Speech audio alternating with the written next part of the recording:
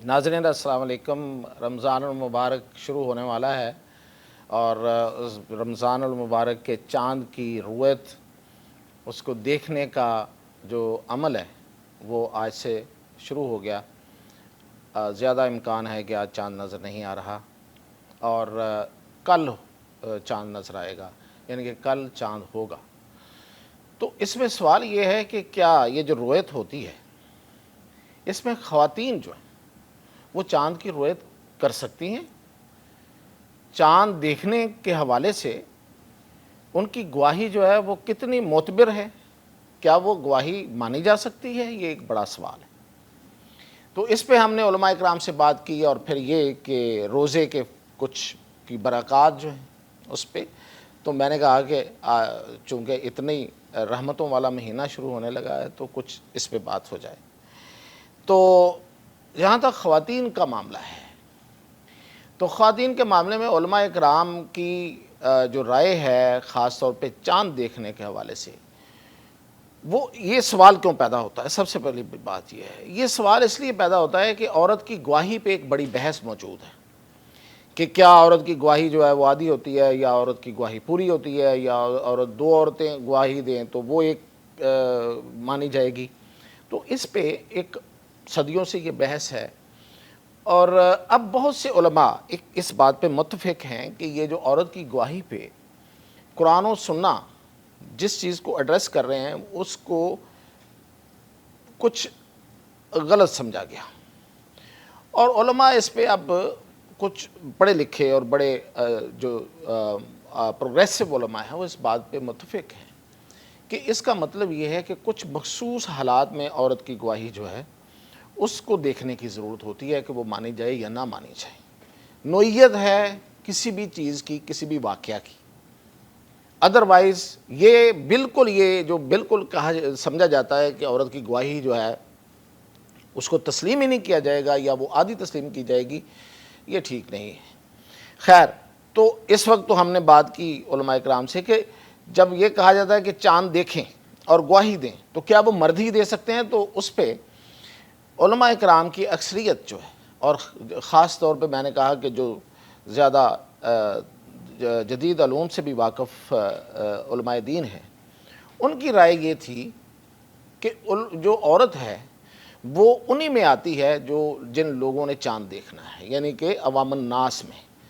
और उसके हक़ में उनकी दलील ये थी कि देखें, औरत की गवाही की जहाँ तक बात है तो हज़रत आयशा रज़ी अल्लाह ताला अन्हा उम्मुल मोमिनीन, उनसे 2000 से ज़ायद अहादीस मरवी हैं और उनमें रुयत हिलाल की हदीस भी है।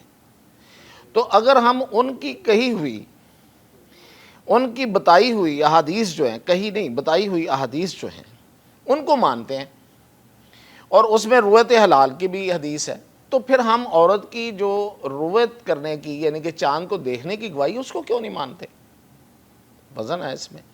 और फिर ये कि अगर हम जा रहे हैं कहीं बैरून मुल्क या ऐसी जगह पे जहाँ हमें किबला की सिमत मौजूद नहीं है, तो हम किसी औरत से अगर पूछ लेते हैं जो वहाँ की रहने वाली है या रहने वाला है वाली है, तो उसे हम कहते हैं कि कावे की किबले की सिमत किधर है नमाज़ पढ़ने के लिए, और वो बता देती है, तो वो हमारे लिए काबिल कबूल होती है।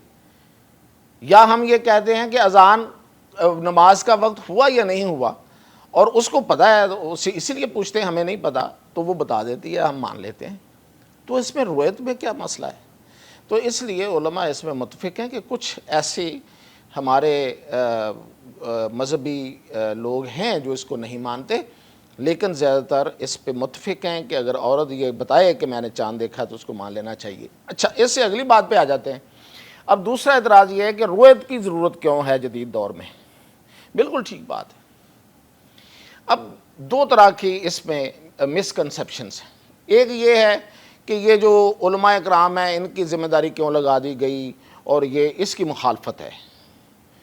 दूसरी तरफ जो इसको ज़रूरी समझते हैं वो ये कहते हैं कि देखें, ये जो कमरी कैलेंडर है और इसको चाँद देख के ही हम ये करेंगे, ये कोई ईसवी कैलेंडर थोड़ा है, या वो जो हमारा दूसरा जो फिक्स कैलेंडर है वो तो नहीं है, तो हम इसको फिक्स कैसे कर लें?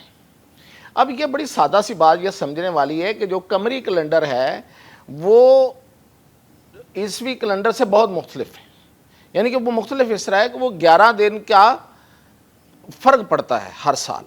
تو اس کی ایک بڑی سادہ سی سمجھ آنے والی وجہ ہے کہ قمری کیلنڈر کو اسلام نے کیوں اختیار کیا. وہ اس لیے اختیار کیا کہ جو اسلام ہے وہ کوئی فکس چیزوں پہ، کوئی متعین چیزوں پہ عبادت کرنے کا نام نہیں ہے.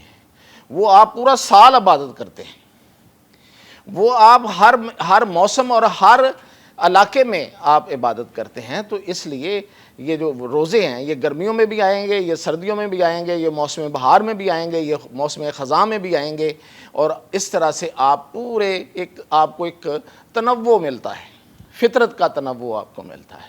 اس کے پیچھے جو حکمت ہو سکتی ہے وہ ہمیں فی الحال یہی نظر آتی ہے. تو اب وہ جو 11 دن کا ایک ڈفرنس ہوتا ہے ہر سال، تو اس کو جو ماہرین ہیں انہوں نے ایک فکس کیلنڈر بنا لیں تو اس میں کیا حرج ہے. وہ کسی طرح سے بھی قمری کیلنڈر ہی کہلائے گا، وہ قمری کیلنڈر ہی بنے گا. تو اس لیے اس پہ فکس ہو جانا کہ نہیں، آنکھ سے دیکھ کے اگر پاکستان پورے ملک میں اس وقت جو مطلع ہے وہ ابر آلود ہے، یعنی کہ بادل چھائے ہوئے ہیں، آپ کو چاند کیسے نظر آئے گا؟ پھر آپ دوربینیں کیوں لگاتے ہیں؟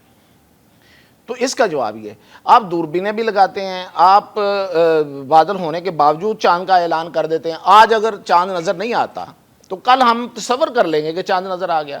تو وہ ہمیں کس نے بتایا؟ تو وہ سائنس ہی بتا رہی ہے. تو اس لیے اس کو ایک تو اس پہ فکس نہیں ہونا چاہیے، اور دوسرا سوائے بغیر کسی وجہ کے رؤیت کا جو معاملہ ہے اس میں جو بھی کمیٹی بنی ہوئی ہے اس کی وجہ یہ ہے کہ امت کے اجماع کا مسئلہ ہے، تمام امت کو اکٹھا لے کے چلنا ہے. تو اس لیے تمام علماء اکرام، تمام لوگ وہاں اکٹھے ہوتے ہیں، ایک صلاح عام ہوتی ہے کہ آپ اگر دیکھیں تو بتائیں، اور سائنسدان یعنی کہ جو وہ لوگ ہیں اس کے محکمہ موسمیات کے اور اسپارکو کے وہ موجود ہوتے ہیں، اور اس میں علماء اکرام ایک فیصلہ کر دیتے ہیں ساری چیزیں دیکھ کے. اس میں بھی کوئی حرج نہیں ہے. لیکن کیلنڈر کو نہ اپنانے کی کوئی وجہ موجود نہیں ہے. دیکھیں آج ہم میں سے بہت سے لوگ نماز گھڑی دیکھ کے پڑھتے ہیں، اذان سن کے بہت کم ہوتا ہے. ہاں پڑھتے ہیں بہت سارے لوگ، وہ بھی ہیں، لیکن کیا ہم اگر اذان نہ سنیں تو پھر ہماری نماز نہیں ہوتی؟ بالکل ہو جاتی ہے. تو اسی طرح کیلنڈر جو فکس ہے، اگر ہم آنکھ سے رویت نہیں کر پا رہے تو فکس کیلنڈر جو ہے وہ بھی ماہرین بناتے ہیں، اور ان کے پاس ظاہر ہے کہ اس کی ریزننگ ہے، اور وہ ہمارے جنہیں ہم علماء دین کہتے ہیں اس پہ متفق ہو جائیں. تو یہ دونوں چیزیں ساتھ ساتھ چلیں، وہ بھی رویت کریں اور وہ بھی اس پہ جو ماہرین ہیں ان کی رائے جو ہے وہ بھی شامل ہو.